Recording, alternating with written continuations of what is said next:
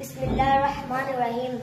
मुफलसी हिस्से लताफत को मटा देती है, बशर को बशर की औकात भुला देती है।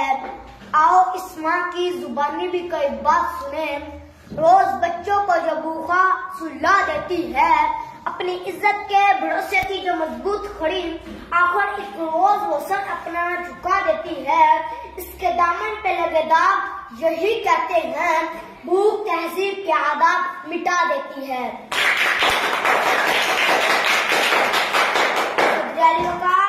सर्दियों की ठिठुरती हुई रात, मुँह लपेटे एक मजबूर माँ अपने नामौलूद बच्चे को ईटी सेंटर के बाहर पड़े झूले में डाल जाती है।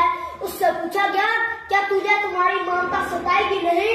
इस बच्चे की सिस्कियां तुझे रुलाएगी नहीं? इस बच्चे की चीखें तुम्हारे कानों से टकराएगी नहीं? तो कपकपाते हुए होंठों से मजबूर माँ ये जवाब देती है कि मैं अपने पेट की भूख तो बर्दाश्त कर सकती हूँ, मगर इस बच्चे का भूख से बिलकना मुझसे देखा न गया। तो इस पर यह कहना बजा बनता है कि ख्वाब में माँ की मोहब्बत मिला देती है, भूख तहजीब के आदाब मिटा देती है।